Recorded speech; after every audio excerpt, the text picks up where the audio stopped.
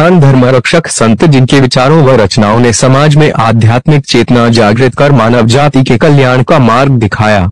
एकता, समानता व कर्म प्रधानता और धर्मनिष्ठा के उनके संदेश सदैव हमारा मार्गदर्शन करते रहेंगे। वर्तमान में देश की स्थिति चिंतनीय होती जा रही है, क्योंकि भारत में कुछ राष्ट्र विरोधी ताकतों के इशारे पर असामाजिक तत्वों द्वारा हमारे दलित समाज को उकसाया जा रहा है कि तुम हिंदू नहीं हो, तुम बौद्ध हो, ईसाई हो जाओ, मुस्लिम हो जाओ। और जो हमारे संत रविदास थे वो भी हिंदू नहीं थे, मुसलमान और दलित भाई भाई हैं और हिंदू हमारे दुश्मन हैं, आदि आदि। इस भ्रामक तरीके से भारत को टुकड़े टुकड़े करने का भयंकर षड्यंत्र चल रहा है। आज जो भी विधर्मी हम दलितों को हिंदू समाज से तोड़ रहे हैं, वो बड़े भयंकर पाप के भागीदार हो रहे हैं। हमको महान धर्मरक्षक हिंदू संत रविदास जी का इतिहास ठीक से पढ़ना चाहिए, ताकि हमारे धर्मनिष्ठ रहे दलित समाज को कोई भी विधर्मी हमारे मूल धर्म हिंदू धर्म से दूर न के। भारत के महान संत रविदास का जन्म सन 1433 में माघ की पूर्णिमा को हुआ था। गुरु रविदास जी का जन्म काशी में चमार कुल में हुआ था। उनके पिता का नाम संतुख दास रघु और माता का नाम कलसा देवी बताया जाता है। जिस दिन उनका जन्म हुआ उस दिन रविवार था, इस कारण उन्हें रविदास कहा गया। भारत की विभिन्न प्रांतीय भाषाओं में उन्हें रोहिदास, रैदास व रहदास आदि नामों से भी जाना जाता है। प्रारंभ से ही रविदास जी बहुत परोपकारी तथा दयालु थे और दूसरों की सहायता करना उनका स्वभाव बन गया था। साधु संतों की सहायता करने में उनको विशेष आनंद मिलता था। वे उन्हें प्राय मूल्य लिए बिना जूते भेंट कर दिया करते थे। 9 वर्ष की नन्ही उम्र में ही परमात्मा की भक्ति का इतना गहरा रंग चढ़ गया कि उनके माता पिता भी चिंतित हो उठे। उन्होंने उनका मन संसार की ओर आकृष्ट करने के लिए उनकी शादी करा दी और उन्हें बिना कुछ धन दिए ही परिवार से अलग कर दिया। फिर भी रविदास जी अपने पथ से विचलित नहीं हुए। संत रविदास जी पड़ोस में ही अपने लिए एक अलग झोपड़ी बनाकर तत्परता से अपने व्यवसाय का काम करते थे और शेष समय ईश्वर भजन तथा साधु संतों के सत्संग में व्यतीत करते थे। संत रविदास जी ने अपनी वाणी के माध्यम से आध्यात्मिक, बौद्धिक व सामाजिक क्रांति का सफल नेतृत्व किया। उनकी वाणी में निर्गुण तत्व का मौलिक व प्रभावशाली निरूपण मिलता है। रैदास जी ने साधु संतों की संगति से पर्याप्त व्यावहारिक ज्ञान प्राप्त किया था। जूते बनाने का काम उनका पैतृक व्यवसाय था और उन्होंने इसे सहर्ष अपनाया। वे अपना काम पूरी लगन तथा परिश्रम से करते थे और समय से काम को पूरा करने पर बहुत ध्यान देते थे। उनकी समयानुपालन की प्रवृत्ति तथा मधुर व्यवहार के कारण उनके संपर्क में आने वाले लोग भी बहुत प्रसन्न रहते थे। उनका जन्म ऐसे समय में हुआ था जब भारत में मुगलों का क्रूर शासन था। चारों ओर गरीबी, कुशासन व अधर्म का बोलबाला था। युग प्रवर्तक स्वामी रामानंद उस काल में काशी में पंचगंगा घाट में रहते थे। वे सभी को अपना शिष्य बनाते थे। रविदास ने उन्हीं को अपना गुरु बना लिया। स्वामी रामानंद ने उन्हें राम भजन की आज्ञा दी व गुरु मंत्र दिया। रामायणमय गुरु सानिध्य में ही उन्होंने योग साधना और ईश्वरीय साक्षात्कार प्राप्त किया। उन्होंने वेद, पुराण आदि का समस्त ज्ञान प्राप्त कर लिया। कहा जाता है कि भक्त रविदास का उद्धार करने के लिए भगवान स्वयं साधु वेश में उनकी झोपड़ी में आए, लेकिन उन्होंने उनके द्वारा दिए गए पारस पत्थर को स्वीकार नहीं किया। एक बार एक पर्व के अवसर पर पड़ोस के लोग गंगा स्नान के लिए जा रहे थे। रैदास, संत रविदास के शिष्यों में से एक ने उनसे भी चलने का आग्रह किया तो वे बोले, गंगा स्नान के लिए मैं अवश्य चलता, किंतु एक व्यक्ति को जूते बनाकर आज ही देने का मैंने वचन दे रखा है। यदि मैं उसे आज जूते नहीं दे सका तो वचन भंग होगा। गंगा स्नान के लिए जाने पर मन यहाँ लगा रहेगा तो पुण्य कैसे प्राप्त होगा? मन जो काम करने के लिए अंतःकरण से तैयार हो वही काम करना उचित है। मन सही है तो इस कठौती के जल में ही गंगा स्नान का पुण्य प्राप्त हो सके।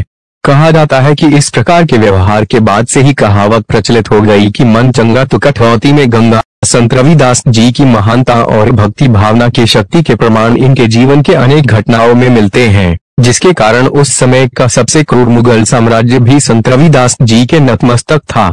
उस समय मुस्लिम शासकों द्वारा प्रयास किया जाता था कि ये किन प्रकार इन हिंदुओं को मुस्लिम बनाया जाए। संत रविदास की ख्याति लगातार बढ़ रही थी। उनके लाखों भक्त थे जिनमें हर जाति के लोग शामिल थे।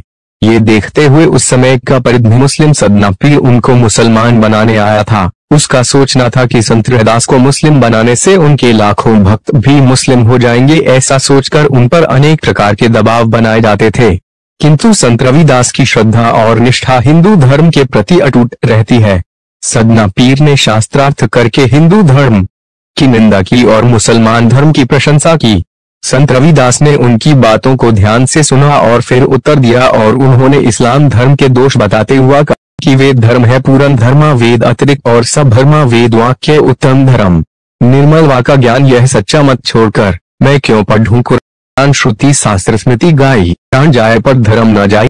आगे कहते हैं कि मुझे कुरानी बहिश्त की हूरें नहीं चाहिए क्योंकि ये व्यर्थ बकवाद है। कुरान बहिश्त न चाहिए मुझको हूर हजार वेद धर्म त्यागू नहीं जो गल चलाए कटार वेद धर्म है पूर्ण धर्मा करि कल्याण मिटावे भरमा सत्य सनातन वेद है ज्ञान धर्म मर्याद जो न जाने वेद को वृथा करे बकवाद। संत रविदास के तर्कों के आगे सदना पीर टिक न सका। सदना पीर आया तो था संत रविदास को मुसलमान बनाने के लिए, लेकिन वह स्वयं हिंदू बन बैठा। रामदास नाम से उनका शिष्य बन गया, यानी स्वयं इस्लाम छोड़ दिया। दिल्ली में उस समय सिकंदर लोदी का शासन था। उसने रविदास के विषय में बहुत सुन रखा था।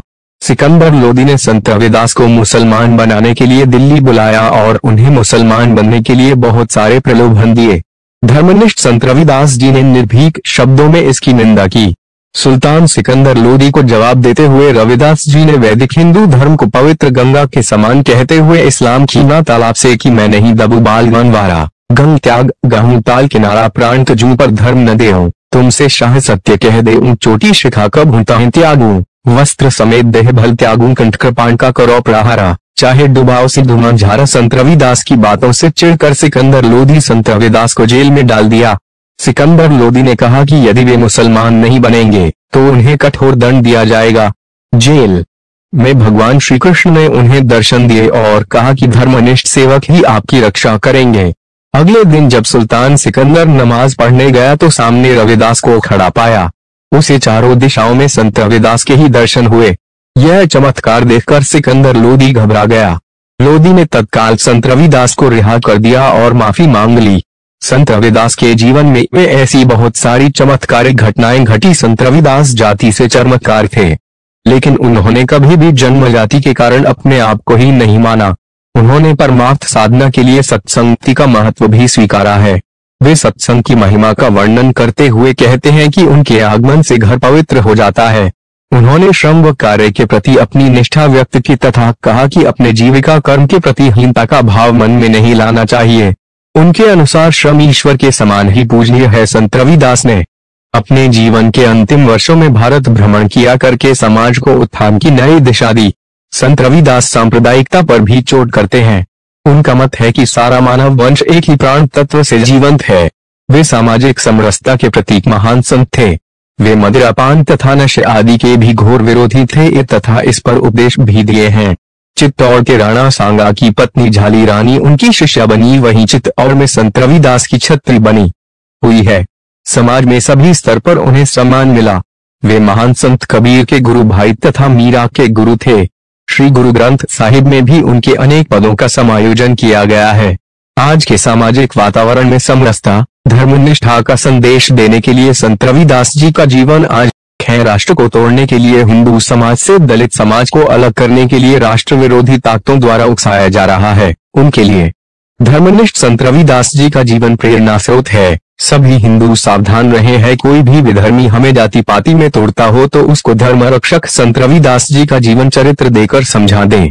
धर्म रक्षक संत जिन्होंने हमें क्रूर दमनकारी विधर्मियों के आगे झुकने से बचाया और धर्म पर दृढ़ रहना सिखाया। इन जैसे धर्म रक्षक महापुरुषों के कारण ही भारत में विश्व के सर्वाधिक प्राचीन सनातन धर्म की पताका आज भी लहरा रही है।